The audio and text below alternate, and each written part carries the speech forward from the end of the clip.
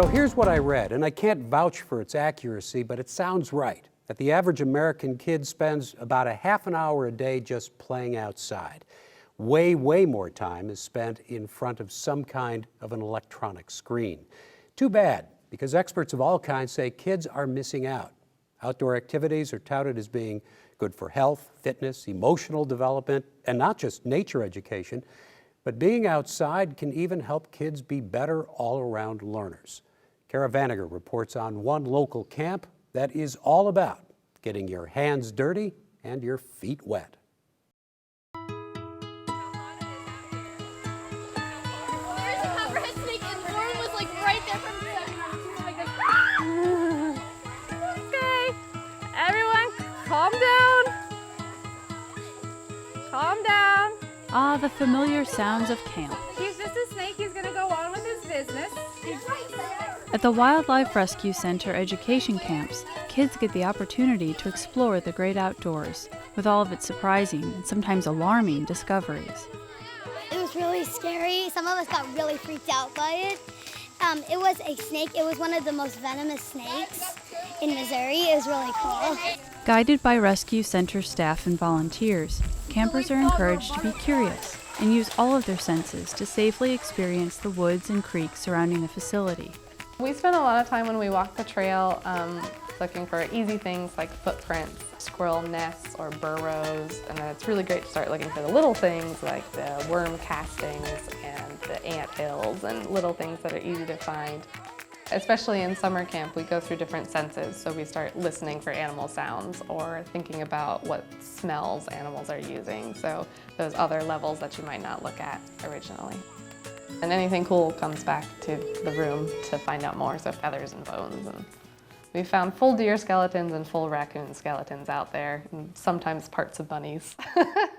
So we know we have predators, and they often deliver something interesting to look at. After observing animals and the clues they leave behind in the wild, one of the activities is to have campers make their own camouflage by tie-dyeing t-shirts with mud and building shelters in the woods. It's probably been the most exciting camp that I've ever been to. The dirtiest? Yeah. Camps, which are held in the summer, winter, and springtime, operate from the belief that if children are to value and respect wildlife, they need to experience and understand it, hopefully passing along whatever knowledge they gain to family and friends. What kind is he? They also have a greater awareness of just the circle, that it's not necessarily easy, that some things eat other things and accidents happen. I like that they move into being an adult with that understanding that it is maybe not as black and white as it looked in the storybooks, you know. What we see is when an adult finds a wild animal, sometimes they call us and say, I can't believe I found a raccoon, we don't have raccoons. And I think that awareness is what starts the protective, the respectful behaviors, is knowing from a young age that they're here, they're around us. It's not abnormal, it's what nature is. There's a lot of everything's a pet or everything's scary, and it's helpful to find those gray areas for kids. Should we check if he's a painted turtle? Yeah. From earlier? He's not a painted turtle because he has red ears and he's a He's red-eared not a painted slider. turtle. He's a red-eared slider. Good job. Every animal is awesome in its own way. They help our world. Like, most people think that it's like, oh, bugs are gross, but they actually help our environment a lot, so here we get to learn about them. Visits to the Rescue Center's hospital allow the campers to get an up-close look at animals native to Missouri, while at the same time showing them the negative impact humans can have on wildlife. I really like this facility. It's a very good place. And I think they respect the animals and give them the care they need.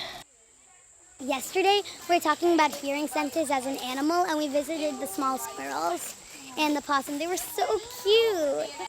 Here's a fact that I learned about here, that sometimes mom possums grab on with their tails and bring stuff over. But, they kind of use it for an arm, kind of. I love seeing how they're treating the animals, helping them. I definitely think it carries through to it, looking for careers, choosing more protective career lines now that they know what can I do. Campers not only get the chance to see how volunteers and doctors care for rescued animals, but they also learn how to gently and calmly observe any wildlife they might find in the woods or creek. They're also taught the importance of documenting what they've observed, and each one keeps a journal for daily notes and drawings. Although many of the kids who attend camp might not go on to pursue a career in conservation or wildlife rescue, the education staff and volunteers hope that the awe and respect for nature the campers experience stays with them and impacts the choices they make throughout their lives. So the Wildlife Rescue Center, it's always great to share with kids that when you're here, this is the community coming together to support this operation. So it's an actual choice, a decision that this place should continue to exist. So I think that's amazing.